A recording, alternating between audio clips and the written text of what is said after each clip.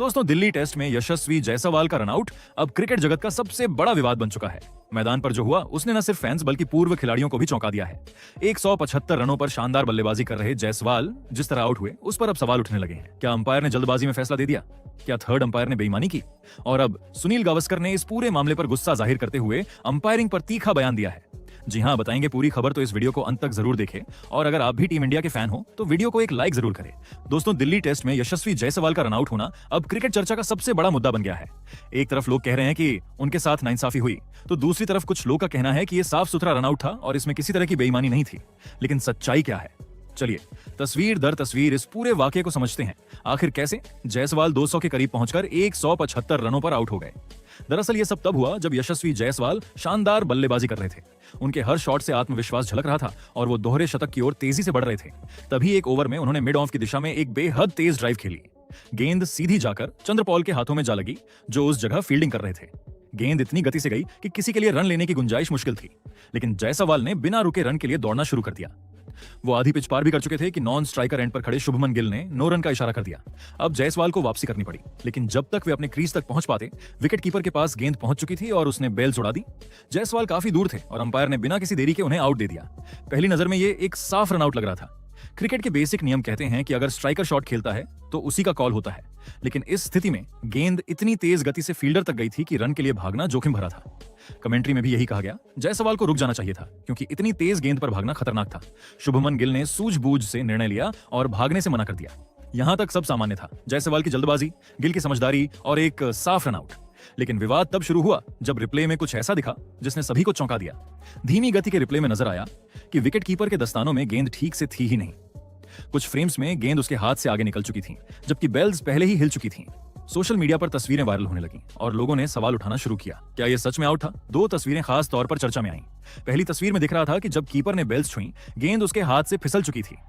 दूसरी तस्वीर में साइड एंगल से यह साफ नजर आ रहा था कि गेंद कीपर के दस्तानों से कुछ इंच आगे थी।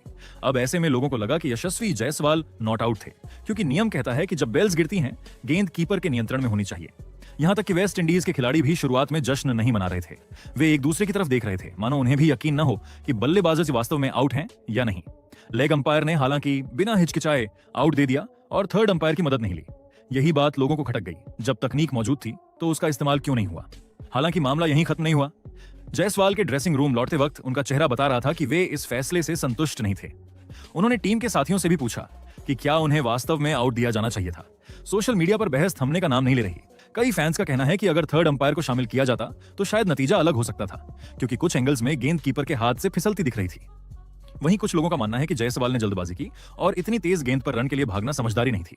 अगर थर्ड अंपायर से राय ली जाती तो शायद यह विवाद कभी खड़ा ही नहीं होता। इसलिए सवाल ये नहीं कि जायसवाल आउट थे या नहीं, बल्कि यह है कि क्या इतनी अहम स्थिति में अंपायरों को तकनीक की मदद लेनी चाहिए थी या नहीं। वही अब इस पर पूर्व क्रिकेटर सुनील गावस्कर का बयान सामने आया है और इस बार उन्होंने साफ साफ शब्दों में अंपायरिंग पर सवाल खड़े किए हैं। गावस्कर का कहना है कि अगर तकनीक मौजूद है तो उसका इस्तेमाल क्यों नहीं किया गया। गावस्कर ने कहा, देखिए, ये कोई गलती नहीं थी, ये लापरवाही थी। इतनी अहम पारी में जब बल्लेबाज 175 पर खेल रहा हो तो अंपायर को कम से कम थर्ड अंपायर की मदद जरूर लेनी चाहिए थी। मैदान पर खड़े अंपायर ने इतनी जल्दी में आउट दे दिया जैसे उन्हें कोई शक ही नहीं था। लेकिन जब आपने इतना बड़ा फैसला लेना है और वो भी सेट बल्लेबाज के खिलाफ, तो एक बार स्क्रीन पर रिप्ले देख लेना कौन सा गुनाह था। उन्होंने आगे कहा कि यह केवल एक गलत निर्णय नहीं बल्कि खेल की आत्मा पर चोट है। क्रिकेट में निष्पक्षता सबसे जरूरी चीज है। जब किसी खिलाड़ी ने इतने घंटे बल्लेबाजी की हो तो उसे इस तरह से आउट देना बहुत निराशाजनक है। थर्ड अंपायर बैठे ही इसलिए हैं कि ऐसी स्थिति में निष्पक्ष निर्णय दिया जा सके। यहां तो उन्होंने उन्हें मौका ही नहीं दिया। गावस्कर ने विकेट कीपर की भूमिका पर भी सवाल उठाए। उन्होंने कहा कि रिप्ले में साफ दिखा कि गेंद कीपर के हाथ से फिसल चुकी थी। मैंने वो रिप्ले कई बार देखा। जब बेल्स गिरी उस वक्त गेंद दस्ताने में नहीं थी। अगर गेंद कीपर के नियंत्रण में नहीं है तो बल्लेबाज आउट नहीं हो सकता। ये तो क्रिकेट का बेसिक नियम है और मुझे हैरानी है कि मैदान पर खड़े अंपायर ने इतना बेसिक पॉइंट मिस कर दिया। गावस्कर ने कहा कि यशस्वी जायसवाल जैसी पारी बहुत कम देखने को मिलती है और ऐसे में उनका इस तरह आउट होना खेल के लिए नुकसान है। जायसवाल ने जिस तरह बल्लेबाजी की वो क्लास थी। ये लड़का भारत का भविष्य है और आप उसे इतनी बड़ी पारी के बीच में इस तरह से आउट कर देते हैं बिना ये देखे कि गेंद नियंत्रण में थी या नहीं। ये अंपायरिंग की असफलता है। उन्होंने आईसीसी और मैच रेफरी से भी इस पर कार्रवाई की मांग की और कहा, मैं चाहता हूं कि आईसीसी इस फैसले की समीक्षा करे। थर्ड अंपायर का इस्तेमाल हर संदिग्ध फैसले में होना चाहिए, चाहे रनआउट हो या कैच। जब आप डीआरएस, अल्ट्रा एज और हॉटस्पॉट जैसी तकनीकें इस्तेमाल करते हैं, तो रन आउट के वक्त उसका इस्तेमाल क्यों नहीं? एक खिलाड़ी की मेहनत ऐसे नहीं मिटाई जानी चाहिए।